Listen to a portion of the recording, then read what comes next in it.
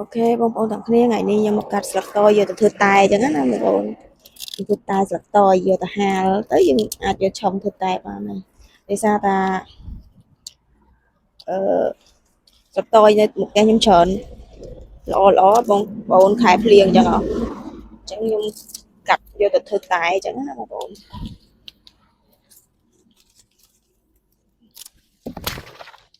nó cặp quà cặp nó cũng lên trôi đâu mình hình dung cặp cặp anh đi bà này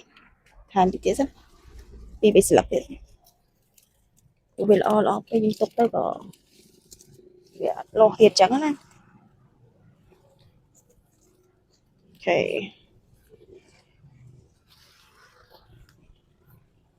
អូបន្ទាប់ពីខ្ញុំទៅកាត់ហើយខ្ញុំលាងចេញអញ្ចឹងណាបងប្អូនហើយកាត់នេះគឺយើងលាងស្បូតវាអញ្ចឹងមកវាអស់ដីហ៎បងប្អូនលាងស្អាតអញ្ចឹងមក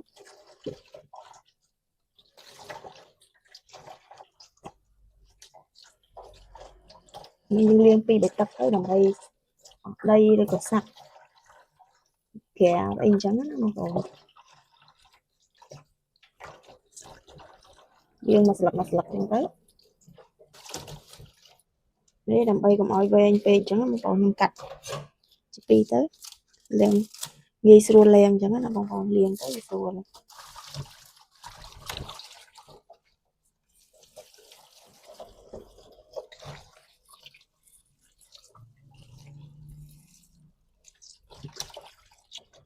ចឹង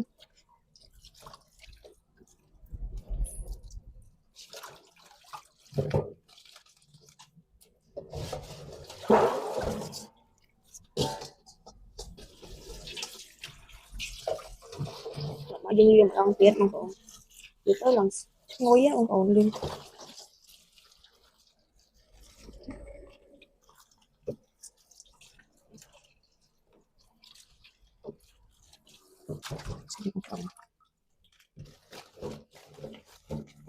យើងទុក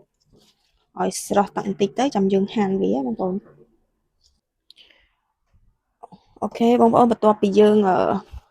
ទុកឲ្យស្រស់ទឹកបន្តិចទៅយើងអាចយកមកកាត់បានហើយបងប្អូននេះខ្ញុំកាត់បានល្មមតាមចំណង់ចំណូលចិត្តបងប្អូនអញ្ចឹងណាបងប្អូនកាត់ទំហំប៉ុន្មានក៏បានដែរតែអានេះខ្ញុំកាត់ទំហំប៉ុណ្ណឹងគឺស្តៀងតែយើងដែរអញ្ចឹងណាយើងកាត់ទំហំតូចៗទៅដល់ពេលដែលយើងយកធ្វើជាតែដាក់ទឹកក្តៅទៅវាក្លិនឈ្ងុយខ្លាំងអញ្ចឹងណាបងប្អូនធំពេកវាមិនសូវមានក្លិនអញ្ចឹងយើងកាត់ទំហំតូចអញ្ចឹងណាញ៉ាំមួយយើងកាត់ទំហំអញ្ចឹងងាយស្រួលនឹងឆាប់ស្ងួតចឹងបងប្អូន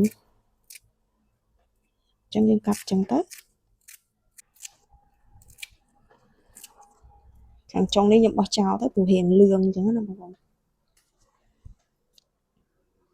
បន្ទាប់ពីខ្ញុំកាត់លួចហើយគឺយកមកហាលថ្ងៃនេះឥឡូវយកមកហាលសិនយើងដាក់ហាលថ្ងៃទៅ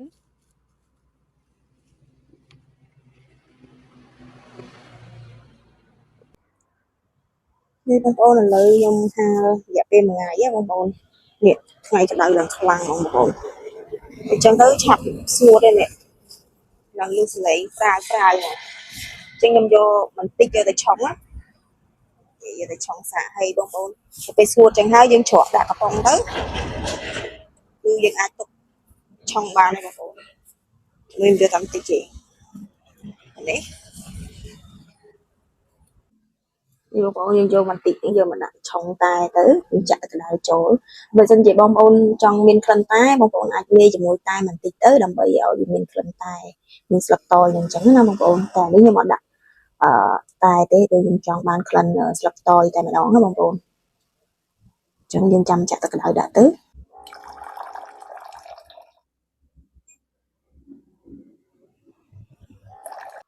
អូខេបងប្អូនសម្រាប់ការធ្វើស្លឹកតយនេះគឺជាការស្រេចហើយគឺយកទៅឆុងទៅគឺយើងអាចញ៉ាំបានហើយចំពោះស្លឹកតយដែលខ្ញុំហាលហ្នឹងគឺយើងអាចច្រកកំប៉ុងទុកអញ្ចឹងណាបងប្អូនយើងអាចទុកឆុងញ៉ាំបានគាត់ថាវាអត់សូវមានពណ៌អីទេបើមិនជាបងប្អូនចង់បានពណ៌គឺ បងប្អូនអាចដាក់តែបន្តិចទៅនេះខ្ញុំបានពណ៌ធម្មជាតិក្លិនធម្មជាតិបើសិនជាមានស្លឹកតើយច្រើនបងប្អូនអាចធ្វើដូចខ្ញុំបានអូខេបងប្អូនសម្រាប់ការទស្សនាចាំជួបគ្នានៅវីដេអូក្រោយទៀតបាយបាយ